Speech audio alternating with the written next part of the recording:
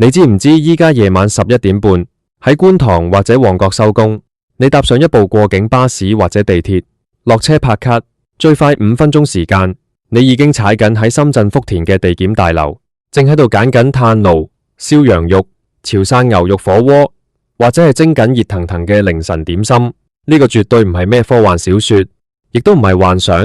而係2026年正式登場嘅新皇崗口岸帶嚟嘅真實衝擊。今次新皇崗口岸重建落成，實施24小時全天候通關，仲首創深港之間最快嘅合作查驗一次放行模式。以前大家過關先喺香港落馬洲管制站落車，排隊過港方關口，再上黃巴士，坐幾分鐘車到深圳皇崗，又落車再排隊過深方關口，加埋折騰30分鐘，甚至1個鐘。依家唔使啦，一座高科技嘅聯檢大樓，兩地查驗合二為一。你攞住張回鄉證拍卡，核對人臉同指模，一次過搞掂，全程最快5分鐘。呢個通關速度甚至快過你喺旺角等一班九巴，或者喺地鐵站內換乘。但係呢5分鐘嘅極速體驗，對深圳嘅商家嚟講係一口肥美嘅肥肉，對香港嘅本地商圈嚟講，簡直就係一場無情嘅暴風雨。好多香港嘅餐飲業老闆同零售從業者，最近夜晚睇住街上空蕩蕩嘅鋪頭，都喺度發愁。甚至有人講，呢個新口岸一開，簡直係將香港最後嘅夜生活同夜經濟抽乾。難道香港嘅商圈真係要面臨集體執業、集體結業嘅命運？要明白呢個衝擊有幾大，我哋首先要回看歷史。舊嘅皇崗口岸喺1989年建成啟用，係深港之間第一個，亦係長久以來唯一一個24小時旅檢陸路口岸。老一輩或者30幾歲、40歲嘅香港人一定好有印象。10幾20年前，大家去蘭桂坊飲完酒，或者深夜想行個地方按摩食宵夜，唯一嘅選擇就係去落馬洲搭黃巴士過皇崗。嗰陣時過關好繁瑣，深夜人流又多，排隊等車加過關，隨便都要半個鐘以上，個個行到腳都軟。就算咁繁瑣，依然擋唔住港人北上嘅熱情。到了2019年，兩地政府正式啟動皇崗口岸嘅重建工程。經過多年嘅興建，到了2026年，呢座現代化嘅超級樞紐終於正式亮燈登場。新嘅聯檢大樓設計容量極之驚人，初期預計每日可以處理20萬人次嘅通關流量。等將來北環綫支綫同穗莞深城際鐵路全綫貫通之後，每日處理量更加可以高達30萬人次。呢個數字係咩概念？等於每日有大半個沙田區或者葵青區嘅人口喺呢度穿梭。最可怕嘅唔單止係人流量，而係交通網絡嘅無縫對接。喺深圳嗰邊，口岸大樓地庫直接連通深圳地鐵7號綫，仲預留咗穗莞深城際鐵路嘅皇崗口岸站，去前海、去南山超級總部，甚至去寶安機場，幾十分鐘就到。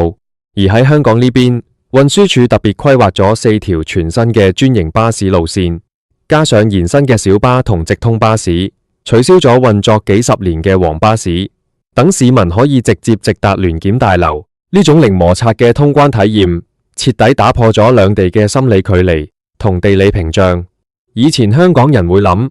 深夜12點過深圳食宵夜，好似好遠好麻煩，不如喺屋企樓下食碗雲吞麵或者串燒算了。但依家嘅心態係，反正5分鐘就過到關，交通又咁方便，去深圳水圍、下沙或者購物公園食個宵夜，來回時間甚至快過喺香港跨區去食。深圳嘅商家更加唔係省油嘅燈，佢哋嘅商業敏銳度簡直高得驚人。早在新口岸即將開通嘅消息傳出嗰陣，福田區、羅湖區同南山區嘅夜市商家就已經開始佈局。福田嘅水圍村同下沙村原本就係香港人北上嘅熱門地，依家好多火鍋店、燒烤店、海鮮大排檔，直接把營業時間延長到凌晨4點，甚至24小時營業。有深圳商家甚至喺社交平台上貼出標語，港友深夜下班不要急，皇崗5分鐘過關，熱湯熱菜等緊你。唔單止係營業時間延長，深圳商家喺服務同價格上嘅組合拳，更加係精準打中香港消費者的痛點。喺香港，夜晚10點半之後，你想喺間坐得舒服、服務熱情嘅餐廳食宵夜，選擇已經唔多。好多餐廳因為人工貴、人手不足，9點半就開始收單，10點半就掃地催客埋單。你4個人喺香港食個深夜，打邊爐或者燒烤，隨隨便便都要600到800港幣，仲要加一服務費，甚至有啲鋪頭仲要限時90分鐘。反觀深圳，喺福田或者羅湖，150到200塊人民幣已經可以2個人食到飽一飽。生蠔新鮮現烤，牛肉現切現涮，啤酒任飲，無加一服務費，無限時，店員仲熱情如火咁幫你整尖醬、倒茶水，甚至有啲商家專門推出港人專享夜宵套餐，出示香港身份證或者用支付寶香港付款，仲有88折優惠，甚至提供夜間免費專車接送你由口岸到店鋪。呢種降維打擊嘅服務同性價比，叫香港嘅消費者點樣抗拒？我哋不妨聽下幾位真實人物嘅故事，睇下呢個改變點樣發生喺大家嘅日常生活入面。第一位係喺觀塘一間科技公司做設計嘅阿明，今年32歲。阿明講，佢以前每逢星期五收工，同同事去尖沙咀或者旺角食餐飯，飲杯嘢，每人消費最少要400-500港幣。近呢1-2年，公司要求加班變多，有時夜晚9點半、10點先落班。去到香港嘅餐廳，好多廚房都關咗門，得返一啲快餐店或者連鎖店。依家新皇崗口岸全開，過關只係5分鐘。我同同事10點半喺公司落班，搭車去落馬洲過關，11點幾就已經坐在福田嘅燒烤店入面，食完生蠔，飲埋啤酒，2點幾搭車返香港屋企睡覺。第2日起身依然精神奕奕，整晚消費仲平過喺香港食個普通晚餐。你話我點會仲喺香港食宵夜？阿明咁樣講。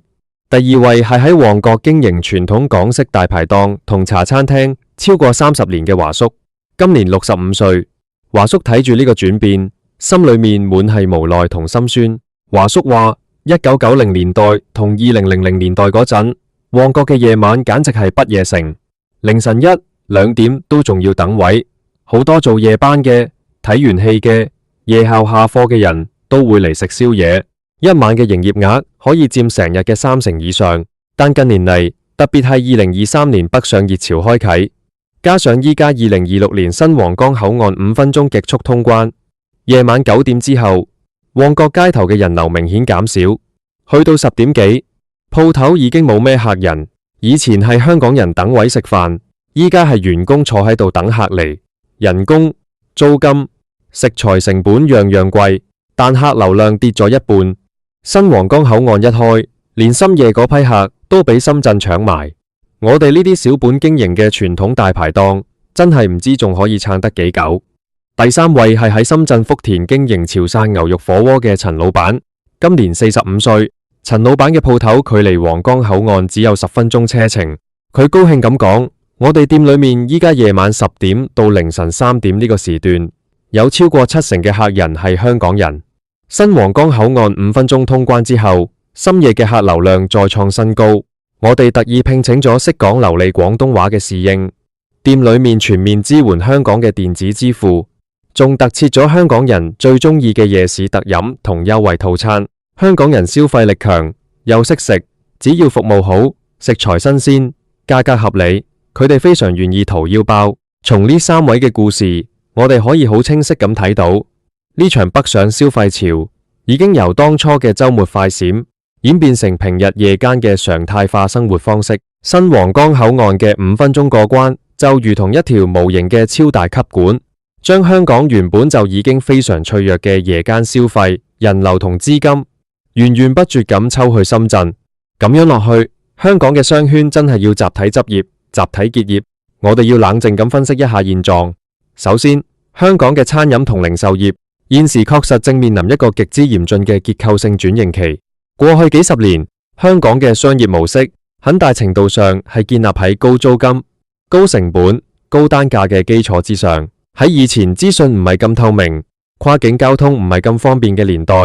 呢個模式仲可以維持。但喺2026年嘅今日，地理邊界已經被高速鐵路、24小時極速口岸同便捷嘅跨境交通徹底模糊化，深港兩地已經形成咗一個1小時生活圈，甚至係半小時宵夜圈。當產品同服務可以自由跨界比較嘅時候，香港商家嘅高成本結構就變成咗致命嘅弱點。香港嘅商鋪租金雖然近年有所回落，但對比深圳或者其他大灣區城市，依然高出幾倍。香港嘅人工成本亦高，加上飲食業長期面對人力短缺問題，導致好多店鋪就算想延長營業時間做夜市，都根本請唔到人，或者付不起高昂嘅加班工資。結果就形成咗一個惡性循環。香港商家因為成本高，不得不提高菜式價格，或者縮短營業時間以節省開支。而消費者覺得喺香港食飯又貴又趕又冇服務，於是更進一步選擇北上消費。香港商家生意再跌，最終只能選擇裁員或者關門結業。過去1年入面，香港各大商圈如銅鑼灣、尖沙咀、旺角，甚至係元朗同屯門等新界區，都出現咗唔少空置鋪頭。傳統嘅結業潮消息屢見不鮮。然而，如果話香港商圈會因此而集體執業、徹底崩塌，呢種說法又未免過於悲觀同絕對。香港作為一個國際大都市，其商業底蘊同獨特優勢依然存在。關鍵係香港嘅商家同政府能唔能夠喺呢場變革之中找到全新嘅定位，實現轉型升級。香港嘅核心優勢到底喺邊度？第一係國際化嘅美食同高端餐飲體驗。深圳雖然喺中式餐飲、地方小食、平價燒烤同火鍋方面具備極高嘅性價比，但在頂級嘅國際美食、法式料理、日式高級板前壽司、酒吧文化以及傳統精緻嘅粵菜菜系上，香港依然擁有世界級嘅水準同極高嘅國際認可度。米芝蓮指南入面嘅星級餐廳數量，香港依然喺區域內名列前茅。對於追求高品質飲食、重視商務、商談或者特定節日慶祝嘅消費者嚟講，香港嘅高端餐飲依然具有不可替代嘅魅力。第二係食品安全、品質管控同品牌信任度。香港多年嚟建立嘅嚴格食品安全標準、優質嘅食材進口渠道以及誠實守信嘅商業環境，依然係吸引本地高收入群體同外地旅客嘅金字招牌。好多香港市民雖然中意去深圳食平價宵夜，但在購買日常高品質食材、嬰兒用品、保健品或者享用高級西餐時，依然對香港嘅市場充滿信心。第三係獨特嘅地道文化同歷史情懷。香港嘅茶餐廳文化、大排檔文化、冰室文化以及霓虹燈下的都市夜景，係一種深厚嘅文化資產。好多外地旅客嚟香港，並唔係為了食一頓平價嘅火鍋，而係為了體驗呢種獨一無二嘅港式懷舊情懷。如果香港能夠將呢啲傳統文化包裝升級，提升服務品質，而唔係單純賣昂貴嘅普通菜式，依然能夠吸引大批重視文化體驗嘅客人。那麼，面對新皇崗口岸24小時全開、5分鐘過關嘅巨大挑戰，香港嘅餐飲業同本地商圈到底應該點樣自救同破局？首先，香港嘅業主同地產商必須清醒咁認識到，高租金時代已經一去不復返。如果業主依然抱住以前嘅心態，拒絕減租，或者喺租客生意艱難嘅時候繼續加租，最終結果只會係鋪頭空置，整個商圈陷入死寂。只有業主願意主動降租，與商家共度時難，香港嘅餐飲同零售業者先至可以節省出成本，將資金投放在提升食材品質、改善員工待遇同優化服務體驗之上。其次，香港嘅餐飲業者必須改變經營心態，放棄等客上門嘅傳統思維，主動進行產品同服務嘅創新。既然喺平價同數量上打唔過深圳，咁就要喺精同特質上下功夫。例如推出更加符合現代人健康概念嘅低糖、低脂、精緻夜宵，或者引入更多具備特色嘅各國地道小食。在服務上打破過往被市民詬病嘅服務態度差、限時趕客等陋習，讓客人感到被尊重同被體貼。再者，政府嘅政策支援同夜經濟規劃亦至關重要。過去政府雖然推行咗香港夜繽紛等一系列活動，但很多時只係短期嘅市集或者臨時活動，缺乏長遠嘅產業政策支援。面面對新口岸開通帶嚟嘅夜間人流離心力，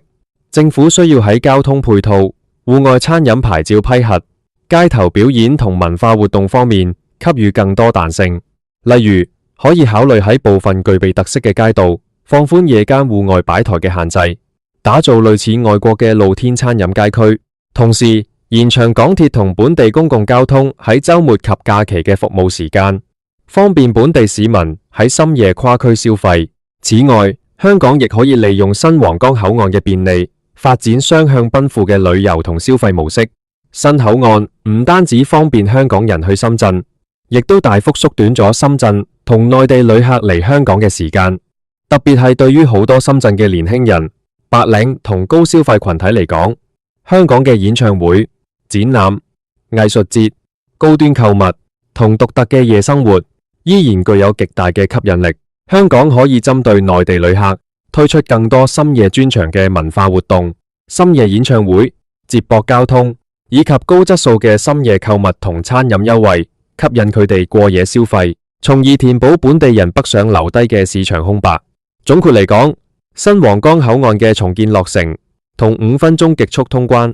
無疑係深港融合過程入面嘅一個重要里程碑。佢打破咗空間同時間嘅限制，讓兩地嘅居民流動變得前所未有咁順暢。呢種改變對於消費者嚟講，無疑帶來咗更多選擇、更高性價比嘅娛樂同飲食體驗。但對於香港嘅傳統餐飲同零售業嚟講，則係一次殘酷而真實嘅市場大洗牌。市場嘅規律永遠係適者生存。新皇崗口岸唔係抽乾香港嘅罪魁禍首，佢只係加速咗原本就已經發生緊嘅市場變革。如果香港嘅商家繼續墨守成規、固步自封，企圖依靠過去嘅老本過日子，咁被市場淘汰，甚至集體結業，確實唔係危言聳聽。但如果香港能夠借呢次危機痛定思痛，徹底優化商業環境，降本增效，提升服務品質，發展出深圳無法替代嘅獨特優勢，咁香港嘅商圈依然可以在這場深港同城化嘅大潮入面，倒屬於自己嘅全新生機。這場關於深夜消費嘅大博弈才剛剛開始，到底係深圳商家繼續暴搶香港夜市，定係香港商圈能夠浴火重生？答案掌握喺每一個香港商家、消費者同政策制定者嘅手中。